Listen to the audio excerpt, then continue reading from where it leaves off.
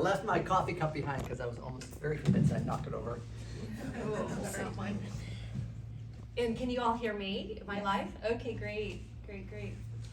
So when I was starting to prepare for this, Joe, I think that we met, oh gosh, it's been a long time, I think 25 years ago, I believe, when you were at Red Hat, just starting there, and I was probably at Open Site. And I think we met through volunteering for Harvard Club here, I believe. Yeah, no, that's probably right. That probably dates. Yeah, first I thought it was 20 years. Dates And I us, said, so I said, 25. no, it was 25 years. Yeah, so I was 4 at the time. Yeah, that was 6. So I was 4.5. And so, that was in the late 90s, early 2000 time period when I was more active in the club and I was just getting my start into my business career here in the Triangle. And then it was great watching you grow Bronto, because I remember way back when it wasn't at your home, it wasn't your very first office, maybe your next one, and then I remember about 9 years ago going to your last office to interview you for the Triangle Business Journal when I was writing a series for them after your exit, and then you spoke here to the club, and then for those of you, probably all of you do know, but in case there's one or two who don't, Joe had an exit nine years ago. So it was, we sold this company, Bronto Software, technically in the spring of 2015, but I actually left in the spring of 2016. Yeah, so he co-founded Bronto. You and your co-founder both put in $5,000 each. You didn't take a salary for 3 years, and then you sold it for $200 million. Yeah, so you had a really noted exit here in the Triangle. For those of you who don't know, Joe started his career out of Harvard in the Peace Corps as a teacher, and you were in the beautiful Seychelles Islands. And the reason I know that, I don't know if you'll be able to guess, but I know that because I think it was a favorite site for Sports Illustrated swimsuit shoots, and I worked at Sports Illustrated, so that's how I know how beautiful beaches. So Yeah, no, all true. So when I graduated from Harvard in '93, so I wanted to do something different because I thought later in life I would have kids and a mortgage and all these other things. And so I signed up for the Peace Corps. I was originally supposed to Kenya, and then that program where I was supposed to go got canceled, and then they sent me this other random country that I never heard of that I thought was pronounced Seychelles, which ended up not being true. And that was the small tropical group of islands in the Indian Ocean. I was there for 2 years, and I did teaching, computing teaching mainly, and a few other things. Oh, great. So very fitting, because you are a computer science major. Yeah, there aren't, I guess, a lot of computer science majors who kind of roll into Peace Corps, and so I was kind of a bit of a unicorn in that regard for their organization. Yeah, you charted your own path. So I want to get back to that later, because I understand that was it was pretty foundational for the culture setting, which I understand is one of your superpowers that helped make Bronto so successful. So we'll talk about that in a bit. But first, if you could tell us a little bit about your upbringing and how that shaped your entrepreneurial success, and maybe who you are. And I understand you had a lot of brothers. Maybe you could tell a little bit about that. Oh yeah, and so it's kind of key. I have a lot of brothers and no sisters, and for those of you who've kind of grown up in those type of environments, you grew up kind of tough because you're always ready for your pork chop to be taken from you at any given moment. In fact, my brother George, we're sitting there at dinner, and he would reach over and put his finger on the pork chop or whatever and say, "Are you eating that? Are you going to eat that?" And it's like, I was going to, and I will still eat it. So yes, I grew up in Akron, Ohio. My dad was a municipal judge, so he was a municipal employee of the city of Akron. And my mom she was basically stayed home. But what was really unusual about her background was she actually had a law degree, and that she was from Puerto Rico. So there weren't a lot of Puerto Rican women getting law degrees in the early 60s. So she's kind of an innovator of her own right. But there were 4 of us, all pretty close in age, and I think in the 70s, that kind of took over as her full-time job. And I also have 5 older half-brothers as well that really serve more like uncles. They were 20 years older. So there are a lot of boys around.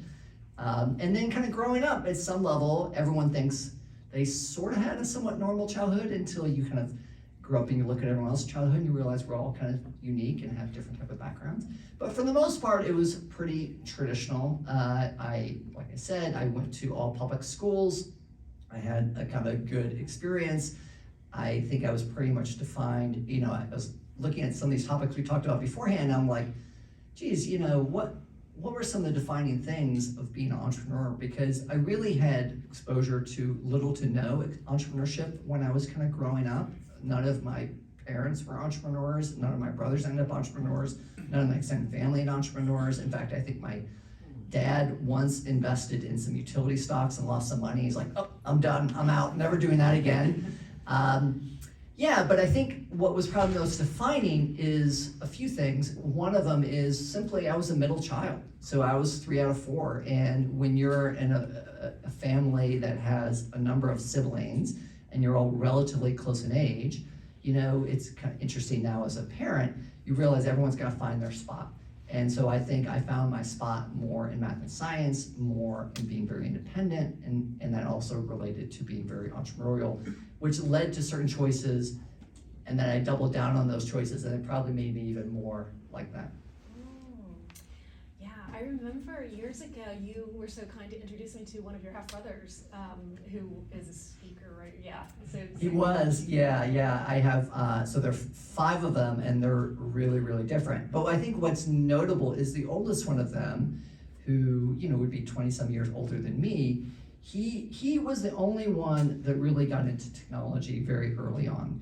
And so he had this kind of storied career, working for Texas Instruments, going to business school out on the West Coast when in the 70s and 80s when people weren't doing that.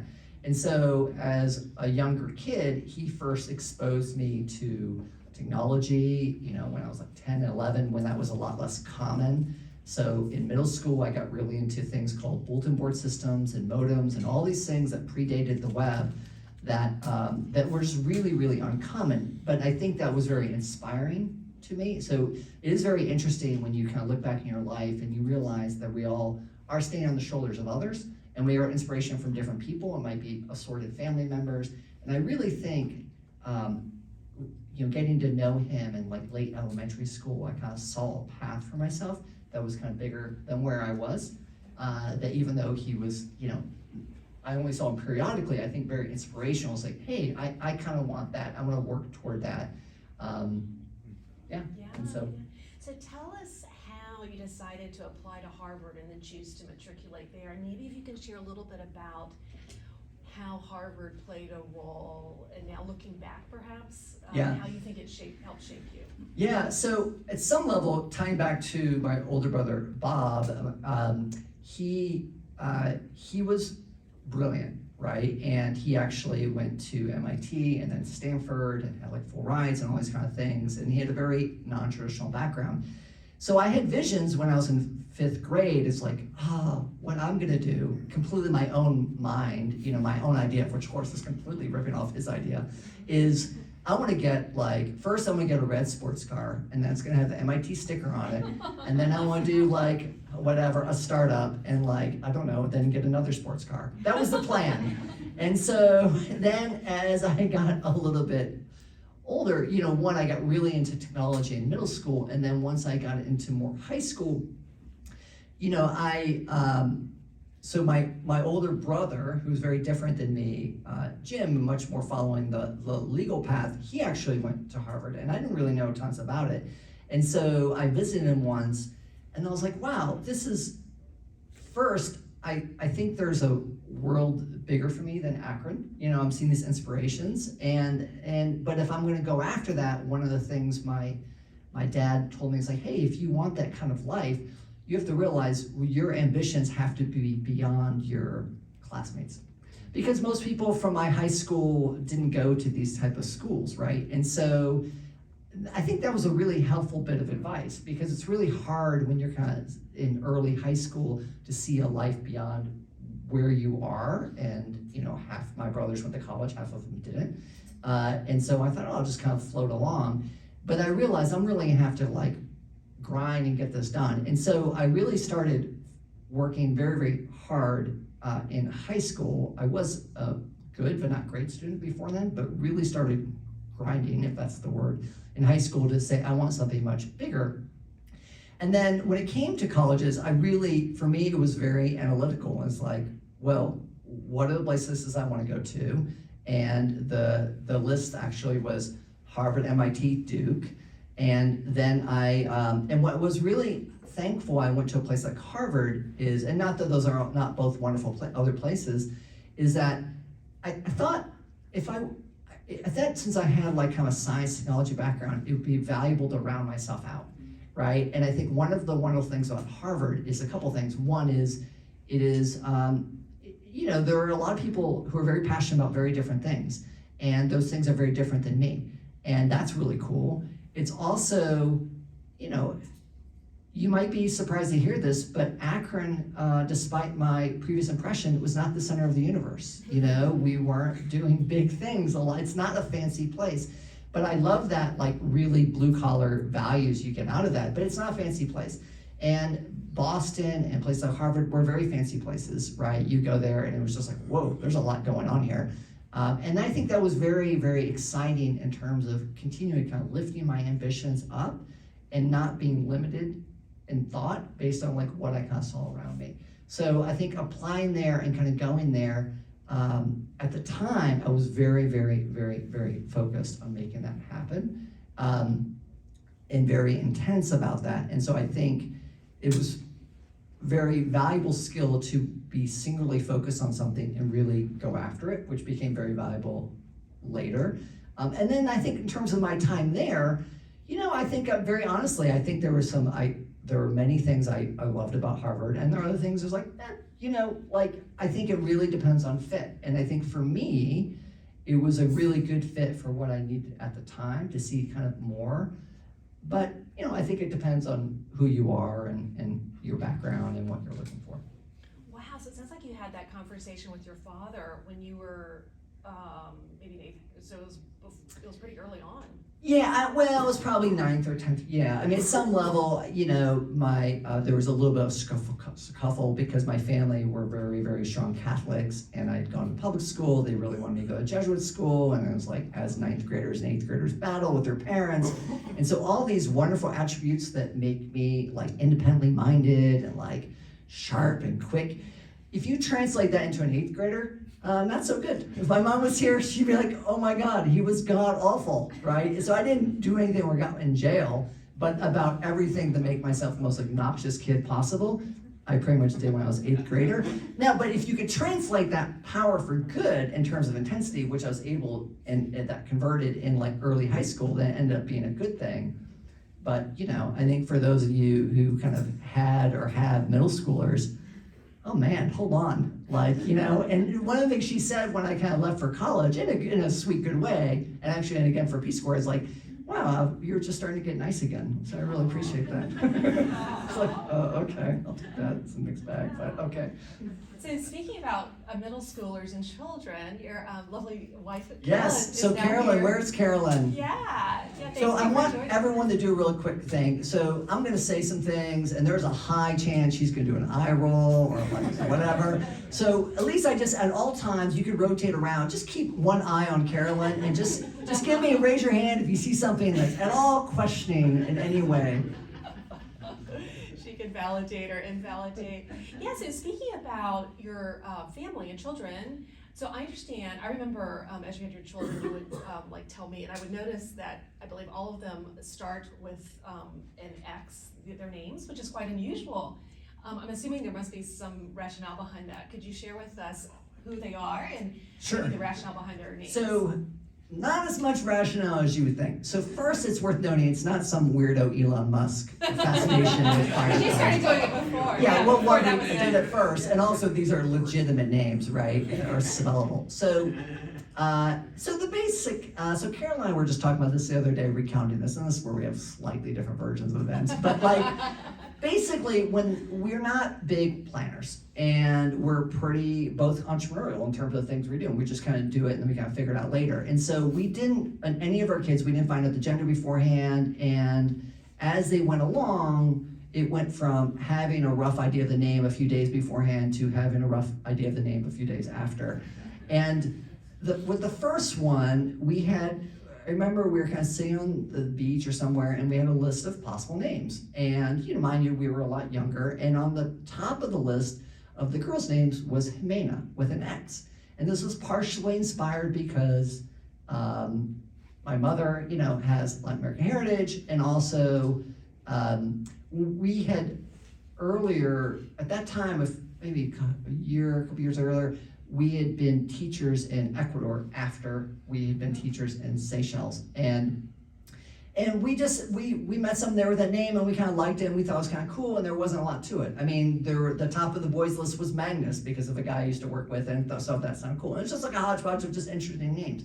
And my name was Joseph, all my brothers' names were like George and James and Thomas, right? So it was kind of very straight, like, I would say boring kind of Catholic names, and all my half-brothers are the same. So we're like, hey, let's kind of mix it up. And with Carolyn, all her siblings and her begin with the letter K.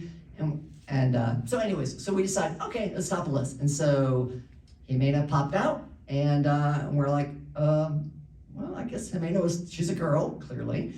So Jimena was top of the list, let's just kind of go with that. And then we're like, great. And so people would say, well, how many kids are you gonna have? I don't know. Whatever, more the merrier. We're not thinking about it.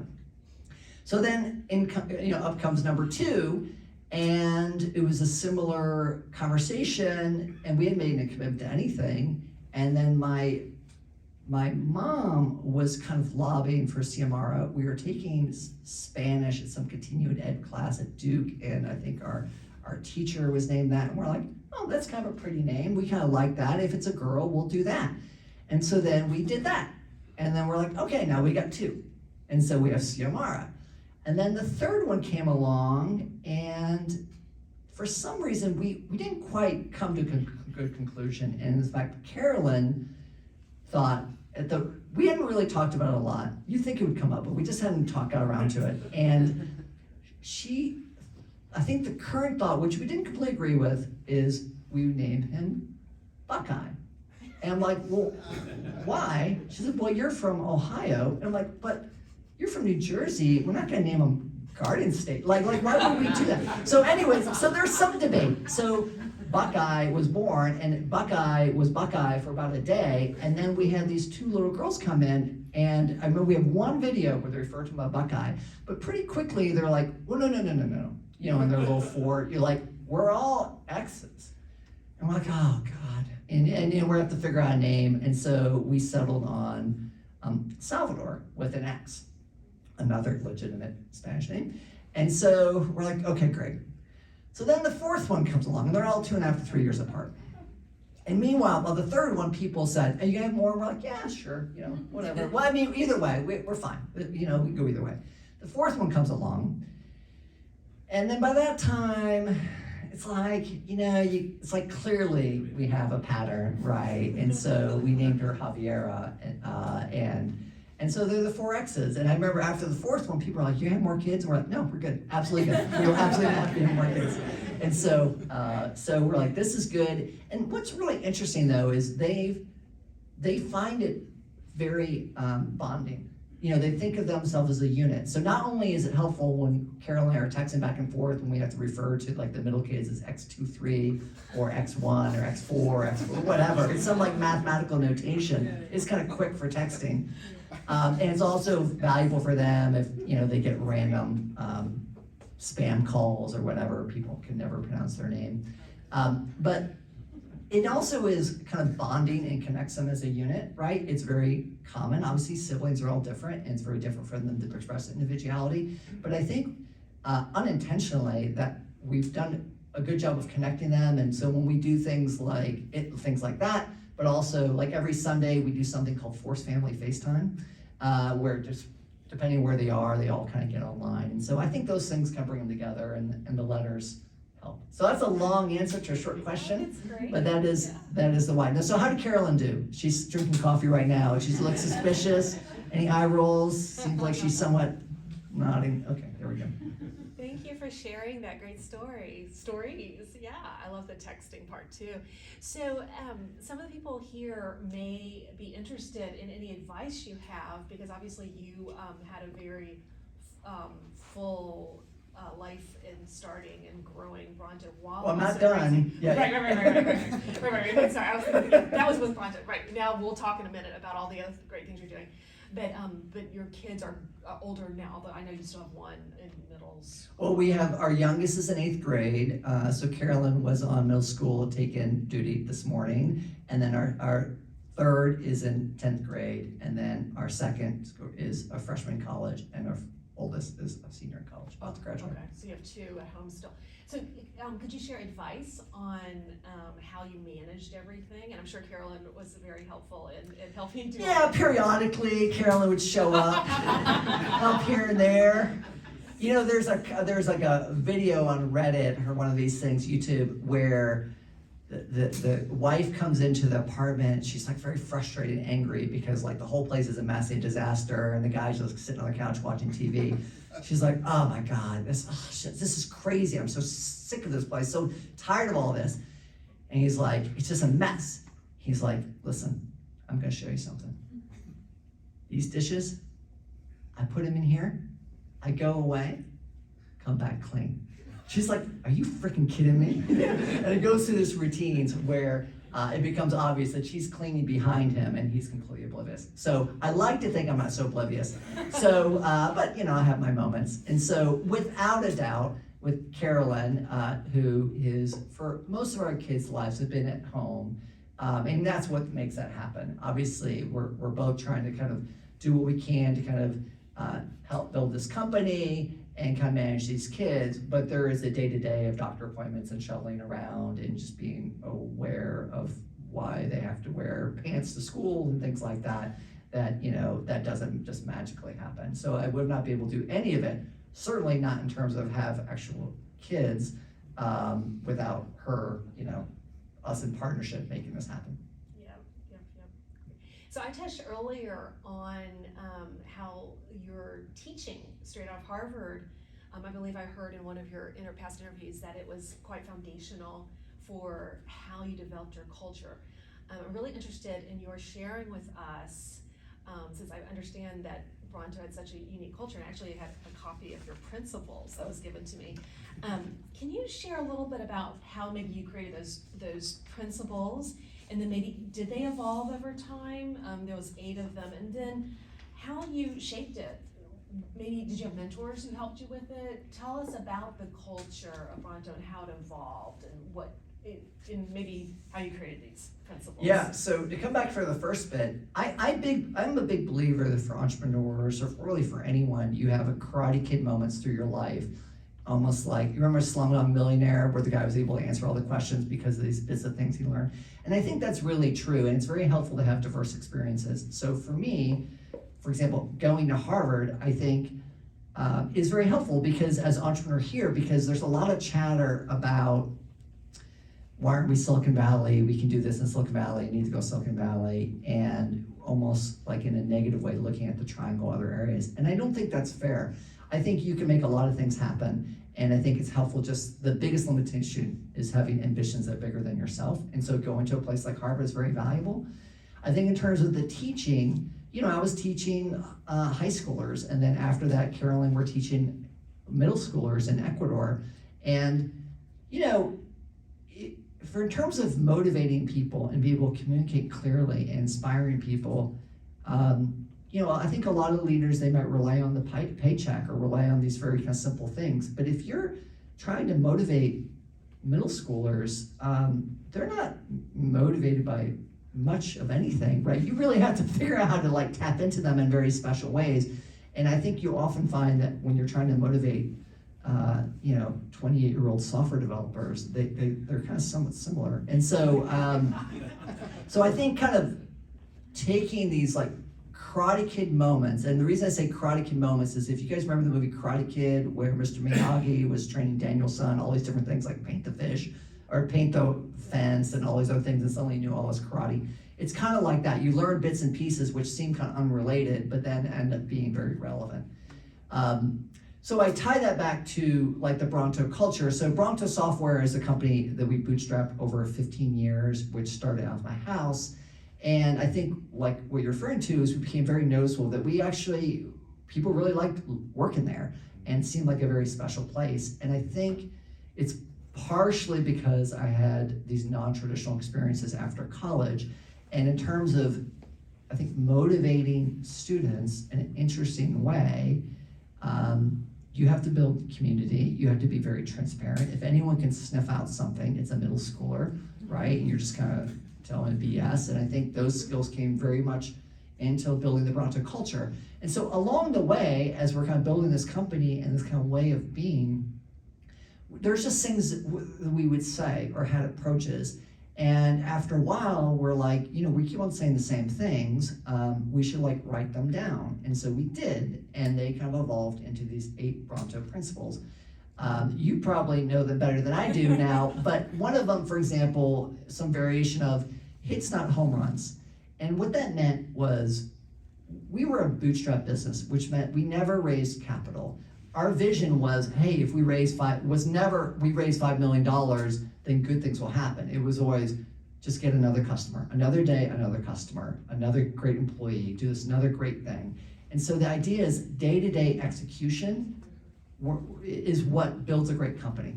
And that's kind of what happened. I mean, in 2002, we made $17,000 a year after not making any for many years. The next day was $170,000 a year. And then you fast forward, many years later, and we're making close to $50 million a year, right? And that wasn't because we had some magical moment where it all instantly changed. It happened because we worked very hard, iteratively, over a long period of time, and it built on itself. And that is, I think for young entrepreneurs, particularly in tech, that is sometimes a very unique, novel idea. Because we tend to, in the tech world, think, if you build a better mousetrap, or if you just figure out something that suddenly the genie's gonna pop on the bottle and you're instantly gonna be like a billionaire. And it really doesn't work that way. I don't think most things work that way. I think most things are built over time. Most good things are built over time. And I think that comes to companies. And I think often the challenge with that is because being a little bit in the media business now, is that it's like the 15-year overnight success story. It's hard to capture that in a headline. And it sounds much cooler, especially if you're telling your story, to revise it, to make it sound like just one day you woke up with this idea and the next day you're driving around, I don't know, a red sports car with an MIT sticker on it. That's funny. I love that. I didn't know that about you. Yeah, so you talk about how you didn't take outside money and you bootstrapped it, and I love the stories that I've heard about how frugal you were. I think cheap is the term some other people use, but yes, frugal sounds good.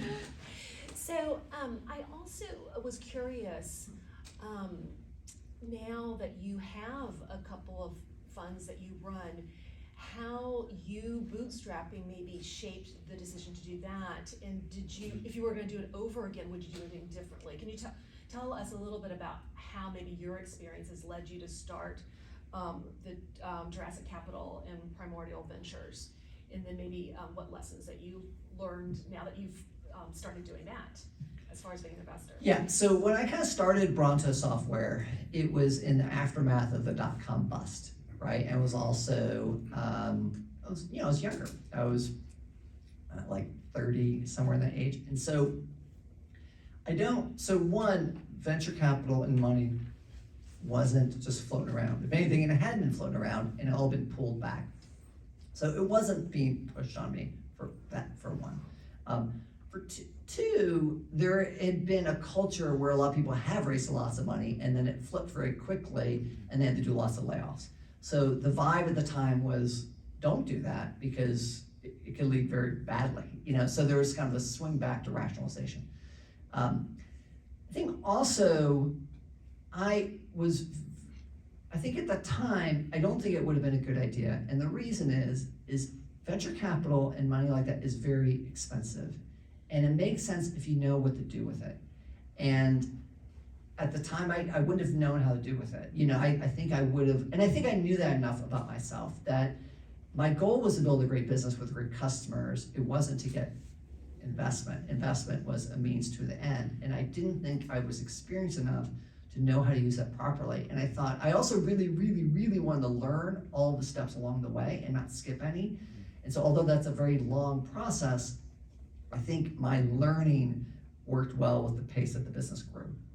So that being said, and so that obviously led to a lot of work, and it was a long time early on of like no to little kind of salary, right? Which we also can thank. I think earlier on I said Carolyn stayed at home for most of our time with the kids. Well, the beginning parts, that wasn't true. And so also I have to thank her for a paycheck as well.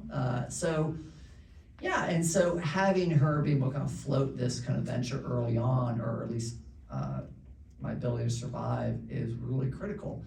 But I think now, so after kind of many years, we kind of sell it. It's financially very lucrative for me and my co-founder, and some for everyone else. And so a few years ago, started something called Colopy Ventures to be an umbrella for a few things. Under that, there is something called Grepbeat, which we'll talk about in a second, Jurassic Capital, and Primordial. So you see Jurassic Capital, Primordial, and Bronto Software, see the connection. Like, where do you find the Brontosaurus, which actually is a real dinosaur, in the Jurassic period? Where do you find other companies like Bronto? See, Jurassic. Okay, what happened before Bronto? Very, very early stage. Primordial, another somewhat questionable scientific theory that's been disputed. So I thought that, hey, a way of kind of giving back and helping other entrepreneurs is to do some investment.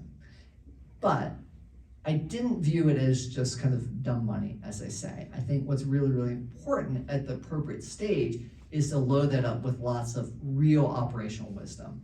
Because not everyone has the luxury of not taking a paycheck for 3 years, or a minimal paycheck for 5 years.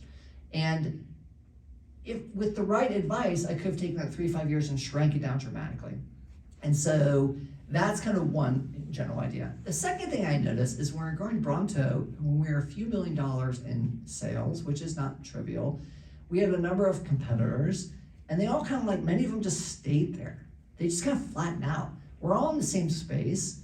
We're all working hard, but they either weren't ambitious enough, or they just didn't have enough guidance, or they just didn't want it enough. And I thought that for Jurassic particularly, that there was a good investment model where we can find companies that were doing a few $1 million in revenue, that had been lightly or never capitalized, that could use some greater insight to get to the next level. And that is what we would do at Jurassic. We would provide the insight for all the companies we thought might have a risk of flattening out, and let's kind of let them keep on growing, because there is a zillion of them. That was kind of the very idea. Where the other one, Primordial, is the idea is that's working with the very earliest of entrepreneurs, like 2 people in a garage or have a little bit of revenue. And I think at that stage, also advice, in addition to capital, is very, very helpful, probably more helpful than the capital, because it's really hard. It's really discouraging. You could use some advice. You could save a lot of time. Having good thought about business models. If you look at a lot of the very successful companies that kind of come out of different parts of the country, they're very similar to ideas initially that we have here. The difference is there are just more people rolling around Silicon Valley who can take this things if you just twist it a little bit like this and guide it a little bit like this, you can have something really cool. And I thought as a way of kind of giving back, it'd be very valuable to kind of operate in that role, and then help these early stage startups make those little tweaks so they can ultimately build their own Bronto, build something interesting that might not happen. Mm-hmm. So for Primordial and Jurassic, a different kind of size of the business, that the idea is more than just capital. It's a lot of programming, it's a lot of advice, it's a lot of facilitating other expertise in the area to help these companies be bigger and more successful than they are. Mm-hmm. And it was it was Susan Wall, who I've done some work at one of your portfolio companies at Corvest, who's applied me with the Oh, there we go. principles. Yeah. So I have to thank her for that. So it's been a lot of fun to work with that team and kind of see what you're doing. You mentioned Grepbeat also, and I think that we have one of your team members. Well, so Caesar over here is gonna help us kind of grow Grepbeat, is right there, okay, all right. Yeah, front and center. Yeah, there we go, front center. And so it's also, obviously went down a different theme, didn't go down the dinosaur theme for Grepbeat. So what Grepbeat is, and I encourage you guys all to subscribe to the email newsletter, go to the website, it's GREP, beat, like beat the drum. And it's Triangle Tech News. And so we have a team of journalists who cover startups in the Triangle area, particularly very early ones. We do a twice a week email newsletter, we have a podcast. I do an online show every Friday called the Friday Nooner, which is like a morning radio show, sometimes good, sometimes not good. We do events, we do a whole series of things, and it's really geared to help the early stage entrepreneur.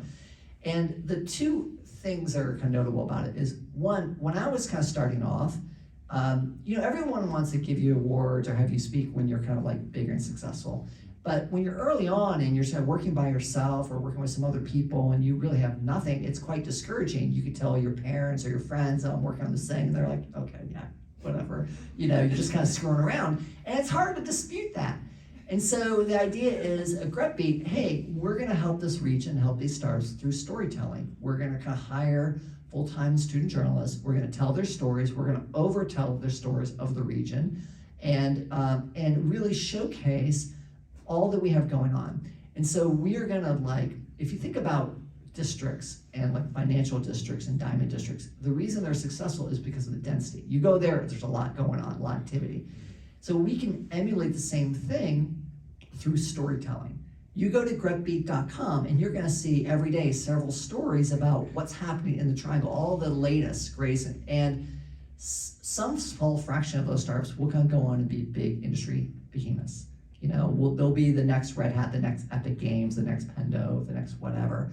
And we like to think in a very non-quantifiable way that we're doing our bit to help that. But the second bit, and that show started with this, is a little fun. And I actually have a gift if you guys can figure it out. And anyone who's directly connected with Grepbeat in any way can answer the question. So Caesar and I, we just got these Grepbeat socks the other day, right? See? And they've got little white mugs. Because that's kind of our signature. We drink a lot of coffee around Grepbeat. So Grepbeat, like I said, is not a dinosaur themed thing. The beat implies newspapers and activity and whatever. But Grep actually is a technical term.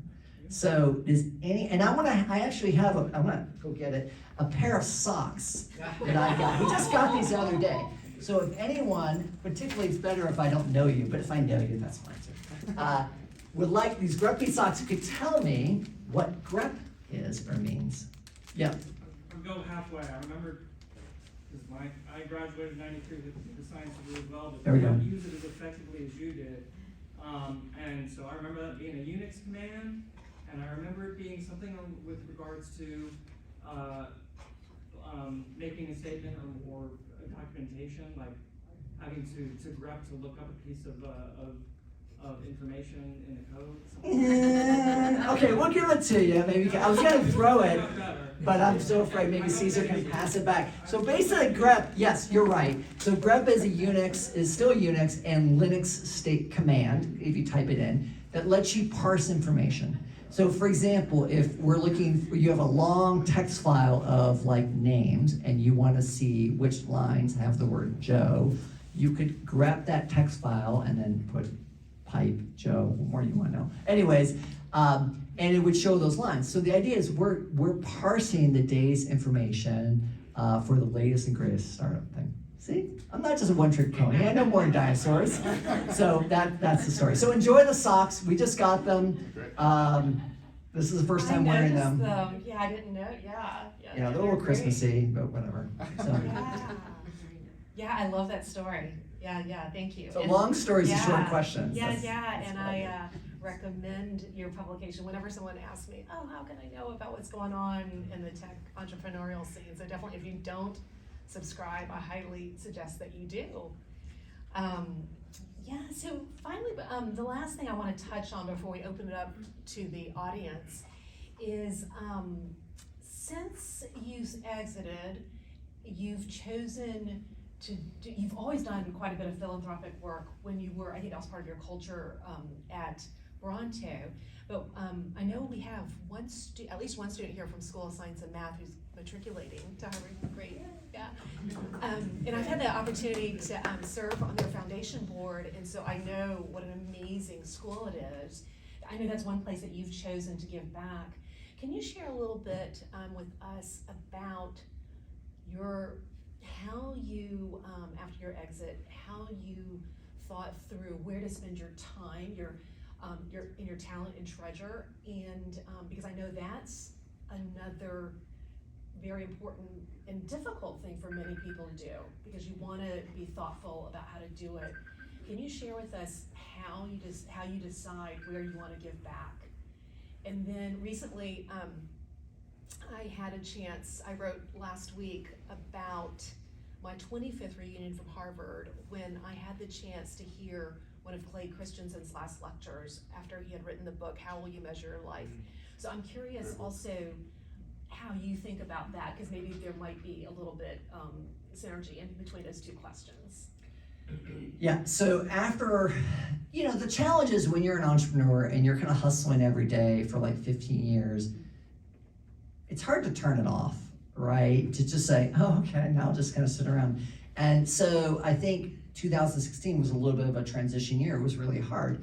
But that's when I actually kind of left Bronto after doing it for many years. But I kind of forced myself to kind of like not do anything notable for 2016. But right off the bat, in like January 1, 2017, started Colopy Ventures. And the idea was that to be a holding bin for whatever would come up. And two broad things have come up that are a mix of under a few themes. The main theme is under Colopy Ventures is how do we support and help build up individuals in this region from what we know, and that's like tech, software, entrepreneurship. So I have this idea of the Colopy Keiretsu, I think. Do you know the term Keiretsu? So they're like, I believe it's Japanese, and it's affiliated businesses. One's pre-World War I or II, one's post, I don't remember.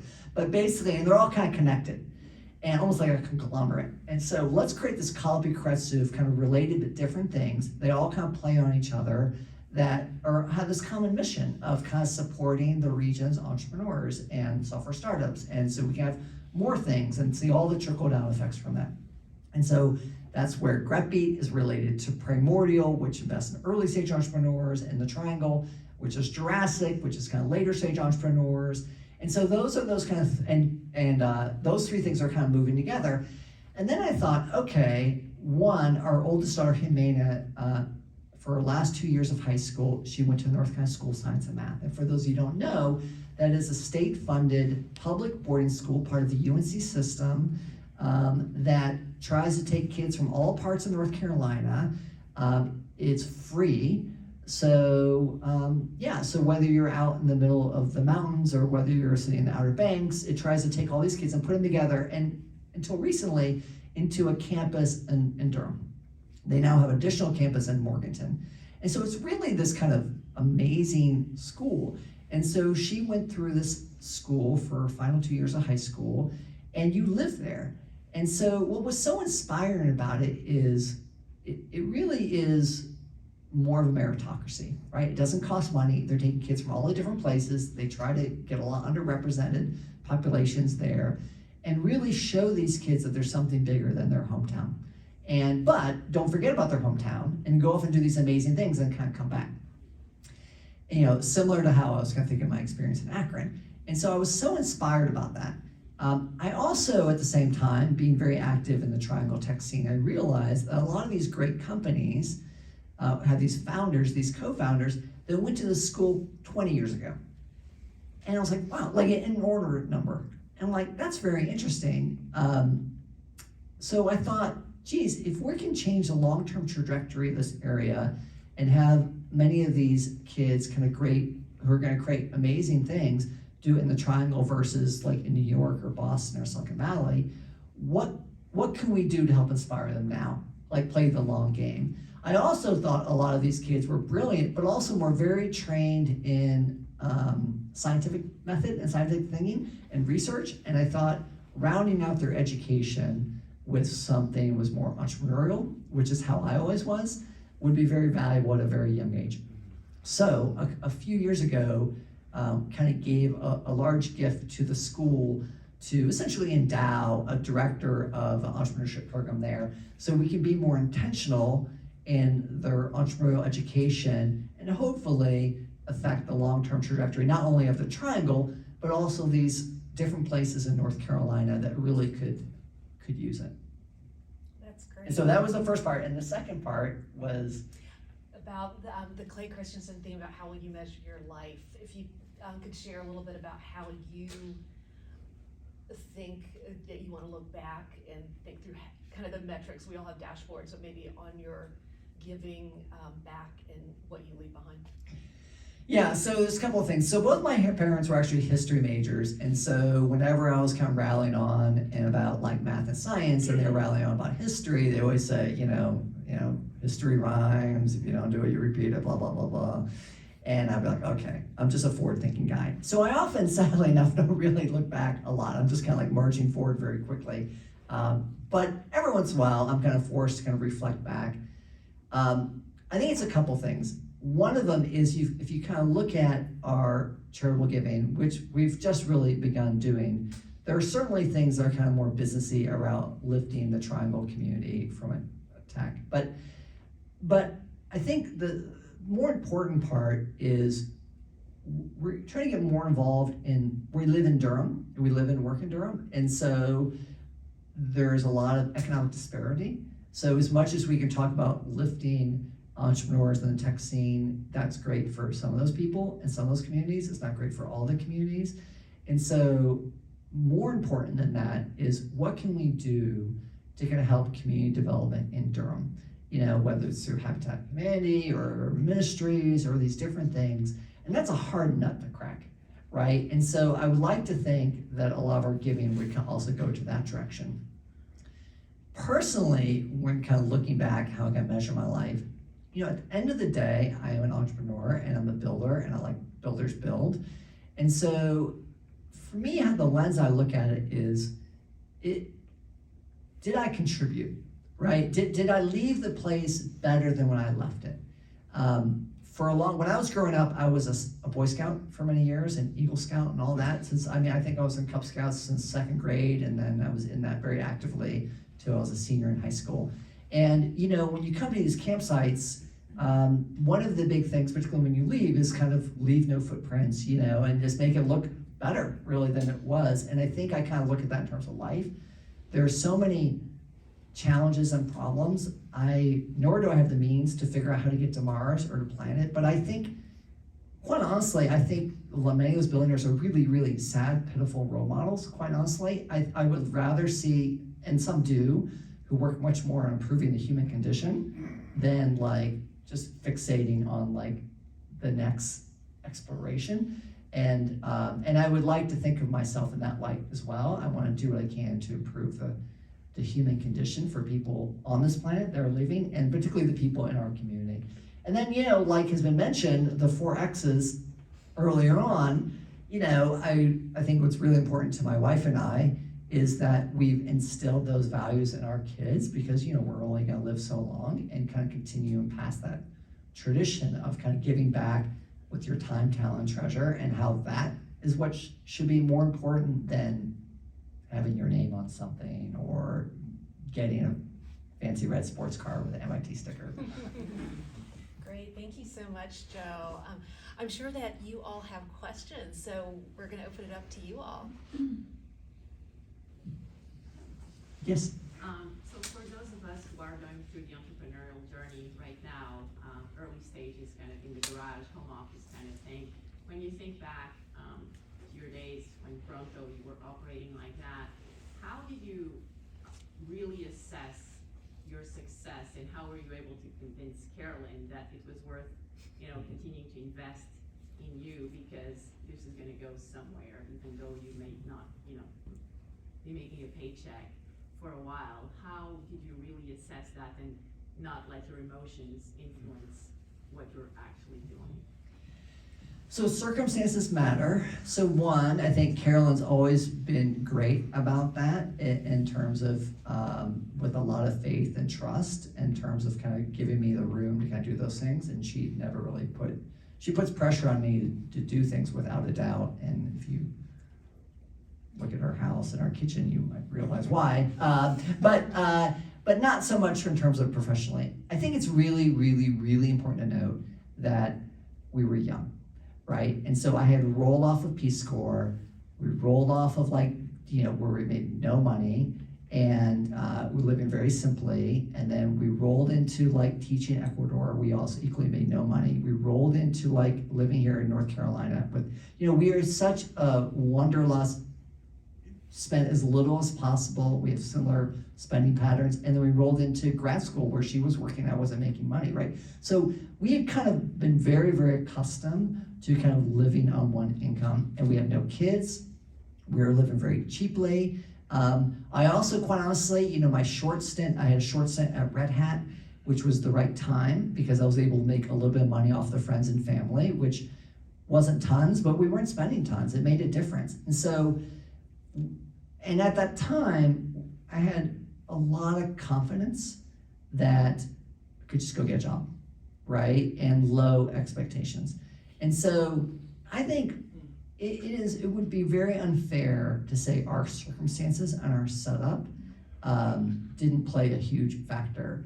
If the things are very different now, and we have 4 kids and 2 kids in college, and we didn't have the means we have now, it could be, I think she'd also be very generous with her time and her willingness to give me room, but it would be a very different conversation.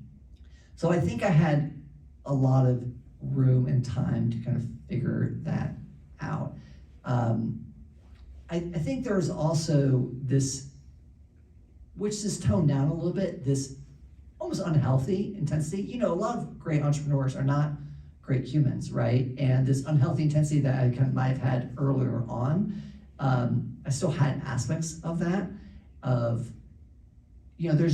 they say being an entrepreneur or trying to start a thing, it's like being on the ocean, right? The ocean will crush you with no emotion, right? And so, which is really telling, because right now, for example, it is Mental Health Awareness Month, right? And we cover that a lot in Grepbeat.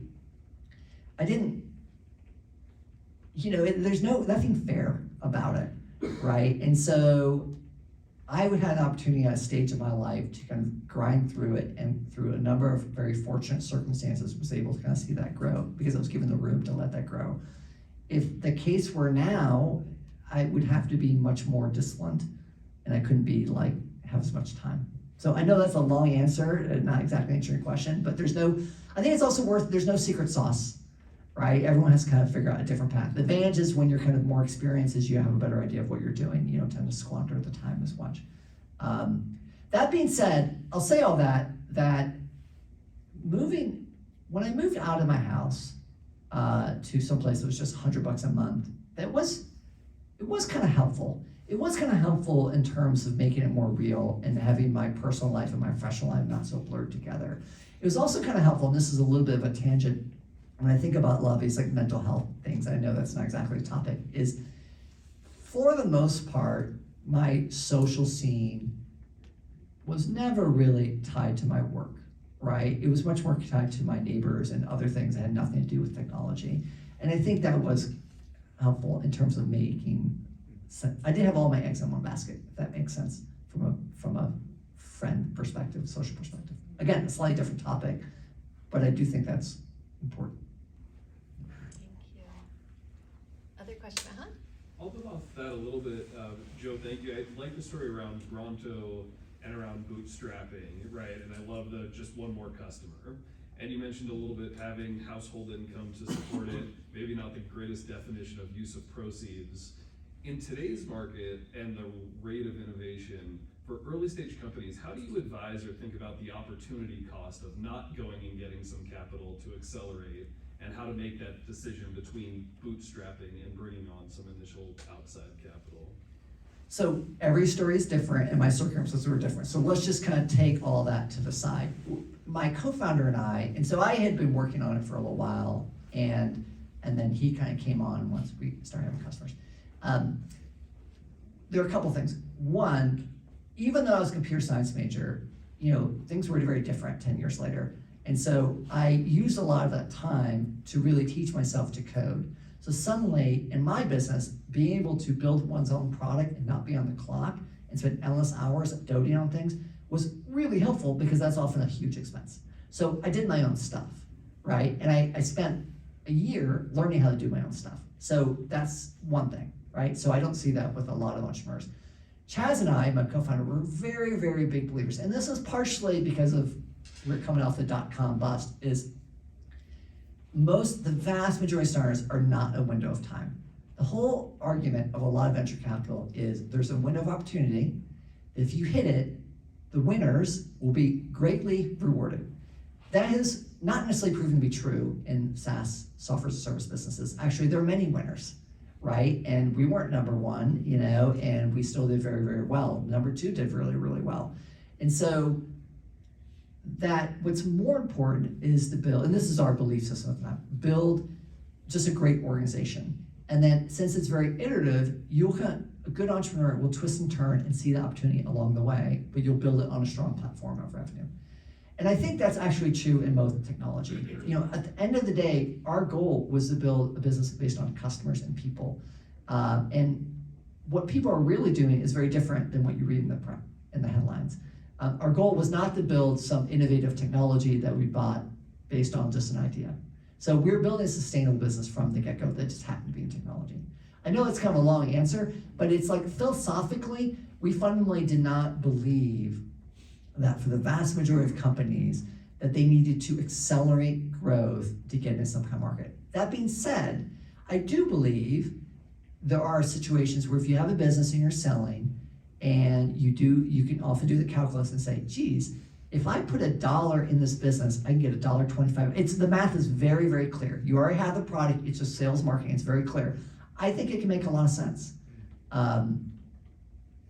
So again, I think people overestimate how well they understand that calculus, and they raise money too soon, and they don't do the other types of sweat equity that are, I think, necessary. And it's also worth noting that the business model that we had was a recurring revenue model that had high margins because I coded the product. And there are some fundamental advantages to getting recurring money versus just getting like enterprise deal, one big deal. So there were some inherent things which we made choices to do, which lended itself to bootstrap the way we did. Back there? First of all, thank you for everything you've done for SSM. The people in the foundation and work with these are really fun of you and your family. We could thank Carolyn, she's right over there too. Have you been watching her in terms of the eye rolls or anything like that? She's all good? Oh, good, that was close. But for those of us who are perhaps not done with our educational journey, how do you make the most out of your Harvard education to become the person you are today? It's funny you say that. So, one of the first things they rattle on the freshman year is like, later in life, the A students are gonna work for the C students. And I'm like, that's stupid, that's never gonna happen. And then I look at my academic record, and I didn't get a C so much, but I'm like, that's kind of funny. So I think the challenge with Harvard, the challenge with a place like Harvard, and this is all like elite universities, is so competitive. And there is this, if you read Reddit and there's this motif, particularly if you're a parent of these kids, that you have to package up and look a certain way, you do this and that and this and that and that. And so you read this stuff, but at the same time, I think about my classmates, I'm like, these are just kind of normal humans doing normal things, right? It's not so crazy. So I think what is important is, and this actually is more from a Conan O'Brien graduation speeches. During your time at Harvard, do what you want to do, right? Don't do what you have to do. And I think you're attracting a lot of very type A driven students in different ways who, some of them just, we've been grinding for a very long time. Just use the opportunity to enjoy. It's a very, very different place, is in a very different environment, and I think that's cool. And at the end of the day, they're humans. They'll be your best friends. For example, Carolyn over there, not only is she my wife, which is probably the headline, she also went to Harvard, right? And so I kind of met her. That's a win, right? I'm still like one of my best friends is my college roommate for 4 years, right? So, and if you kind of look at what activities, it's pretty light. What do we do?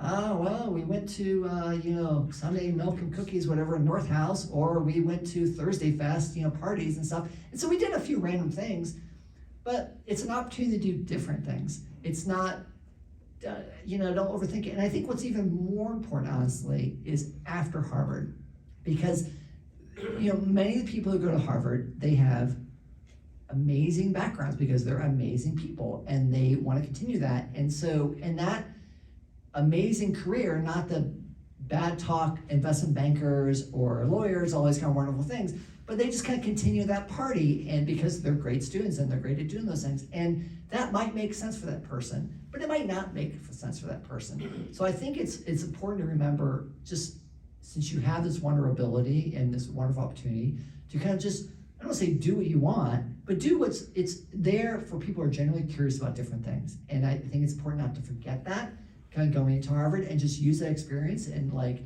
embrace it, and and don't overthink it. And then afterwards, continue to do interesting things that you want to do. And if that means go work for bank consulting, go work for bank consulting. If that means be a Peace Corps volunteer, go be a Peace Corps volunteer. If that means just write a book, and then go do that. And I think that is keep the party going. You're there because you're probably an interesting, creative, driven guy, right? Keep on doing that, and don't feel the need to kind of fit in some little box. And also realize it's just 4 years. It's not the end all be all. You're not who you are because you're going to Harvard or because you're gonna graduate from Harvard or science math. You are because who you are. Those are just things that you've done along the way. Here we go. Thank you. So I am trying to start a business myself. I have a day job. Trying to get to revenue, maybe hopefully this year. What you mentioned earlier on about do it and figure it out later resonates with me a lot. It feels right now, I have a big theme, which is I'm bicultural, Japanese and American, so I want to leverage that, and there's a lot of opportunity there. But it feels really chaotic, right? I had an initial customer segment, and then I quickly discovered they probably don't have willingness to pay. So my ideas are pivoting very quickly and building kind of a prototype to pitch to someone right now. And the Harvard Business School side of me is this is so chaotic. The typical business school approach way of it could be take a step back, identify all the segments, whatever, have a strategy. Versus this is just I do it, okay, not working, do it, not working. So would you be able to, one, would love to hear kind of your thoughts on, is this the right approach? Is there some way to bring more structure to it, approach it more efficiently, since I have a corporate job and a toddler right now? And then two, also you have any resources I can read myself, since our time is limited. I appreciate kind of making sense of this whole doing and figuring it out stage. Yeah. So, okay, so there's a bit there. So in addition to having gone to Harvard, I did my MBA at UNC. And I think anyone who's done a business school you're indoctrinated in a certain way of thinking. But even more so in business school than undergrad, because undergrad people are studying lots of different things. And it really is designed for, in my opinion, an investment mentality. That you have investment, whether it's in a company or outside a company, you have to deploy that investment, you have to figure out how to present it in a certain way, in my opinion. But I think entrepreneurship, it's the analogy I can give is kind of like physics, right? In that so think of like business schools like Newtonian physics. You throw a ball, you acceleration, it's gonna land, whatever. And then like entrepreneurship is like quantum physics. It's a super small and it just is batshit crazy. It like works completely differently. And I think your approach of being very iterative and trying things and just not overthinking it and not is a really good way to do it. I think that's, in my opinion, when you have an iterative versus investment approach, and you are investing a lot of your time, but at the end of the day, you have the ability to move very, very quickly and adjust. That's one of the advantages of not having money and no installation, you're just kind of adjusting. I think that is really, really valuable. So I don't have any secret sauce other than I think your approach of iterating, hits not home runs, is kind of the right one, and kind of adjusting and twisting and turning very quickly. And you know, there's like follow the money to some extent, and don't be speculative. I mean, you know, a lot of times in software startups, like, I want to build this startup or go through beta or whatever. And my point is like, there are no betas. You just sell it. I remember one of the advantages I had early on is I was pitching some PR firm, and it was on Friday because I could build my own product. They were like, you know, it'd be great if they had this feature. You know what's funny you mentioned that, because that feature, we're launching that on Monday. No beta, just throw it out there. You know, and then when they complain, you're just like, let's talk through it now, you know. So that mentality is very different than a business school mentality.